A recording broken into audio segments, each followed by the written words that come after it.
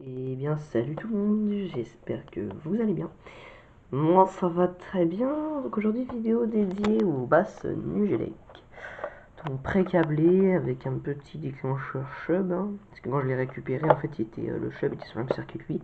En fait, eux deux, ils étaient dans la société. Il y avait aussi le câble sirène. Mais on a un bug avec la sirène, j'arrive pas à faire fonctionner avec la sirène, donc il y a un problème.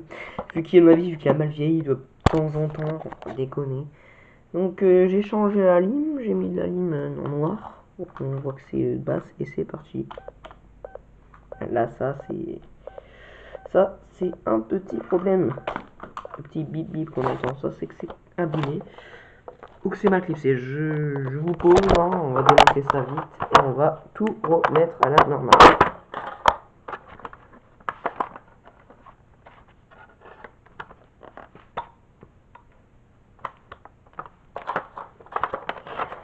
Donc voilà, je suis désolé, vous voyez rien, ça arrive de temps en temps, un petit problème technique comme ça. Voilà, donc est-ce que ça va faire le bruit très chiant et qui ne s'allumera pas ce que je veux. Donc je branche à une main, donc pour ça prend du temps. Magnifique, ça marche. Donc là on est en mode essai, donc sans continu. Donc on va le tester en mode essai du coup. Donc on va prendre la clé du déclencheur, je l'ai acheté exprès. Enfin j'en ai acheté un lot de 10 pour être honnête, on va pas se mentir. C'est ce que je trouvais. Donc attention, ça fait mal aux oreilles, moi je vais mettre on. Et c'est parti.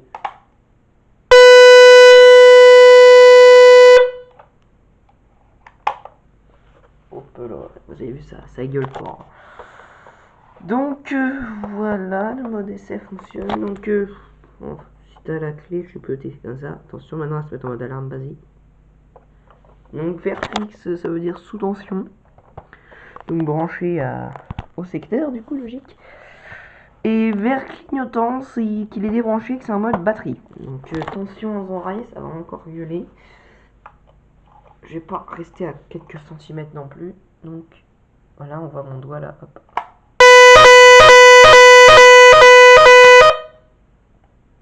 Voilà, ça fait assez mal aux oreilles, c'est assez désagréable, mais ça va le faire. Voilà, donc je vais vous montrer maintenant la configuration du bass, en fait, tout simplement. Donc on va le faire sonner pour qu'il se vide. Attention aux oreilles, ça va encore gueuler.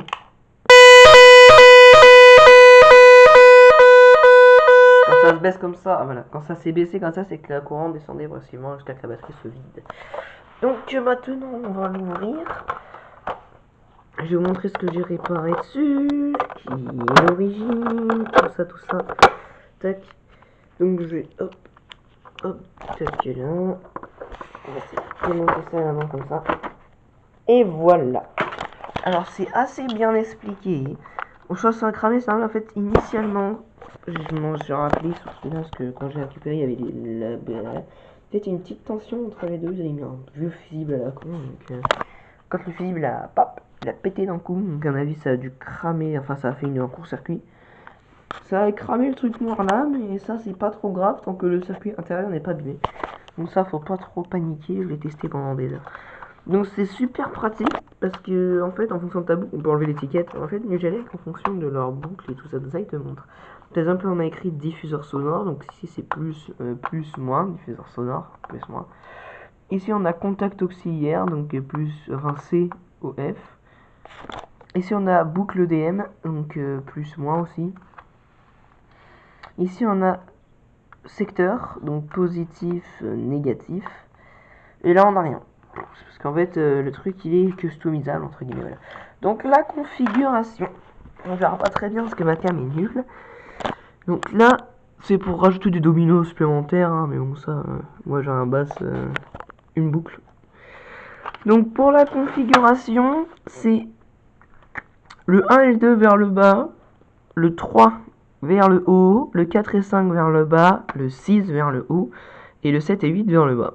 Voilà, donc ça fait 2, 1, enfin, ça fait 2 de laisser, enfin 2 de baisser, 1 de lever, 2 de baisser, 1 de lever, 2 de baisser. Voilà, voilà.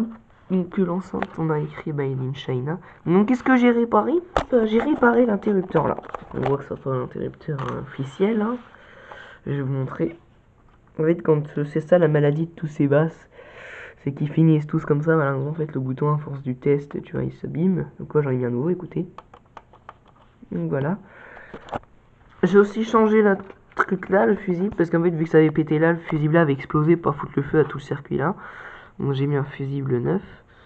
Pour la batterie, je croyais qu'elle était morte, mais elle marche. Je pense pas qu'elle tienne la charge complète. Voilà. Donc je vais vous expliquer un peu les codes couleurs. Donc quand vous avez un verre fixe, c'est que rien comme problème, c'est que la centrale est en mode normal, quoi, prêt à faire l'alarme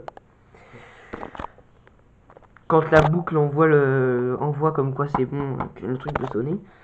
Boucle 1, alors quand c'est en rouge, c'est alarme. Donc quand on enclenche le déclencheur, ça sonne, ici il y a l'enceinte là.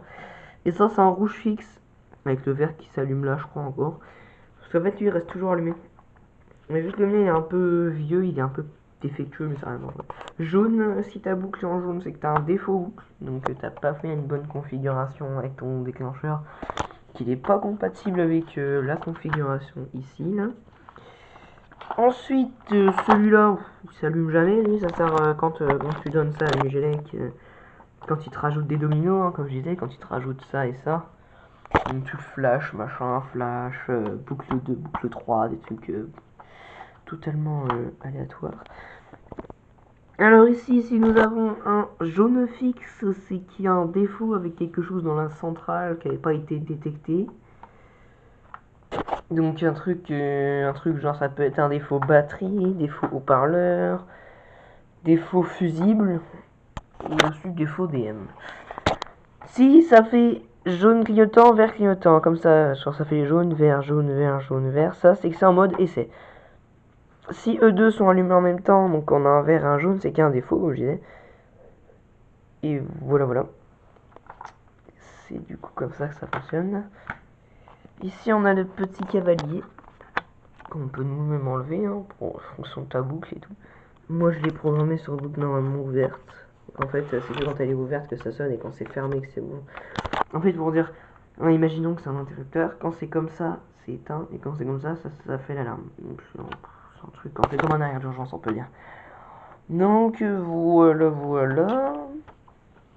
Bon bah j'espère que cette petite vidéo vous aura plu. Si c'est le cas, n'hésitez pas à liker, partager, vous abonner, ça fait énormément plaisir et ça donne du courage. Et moi je vous dis à la prochaine pour d'autres vidéos SSI. Ciao!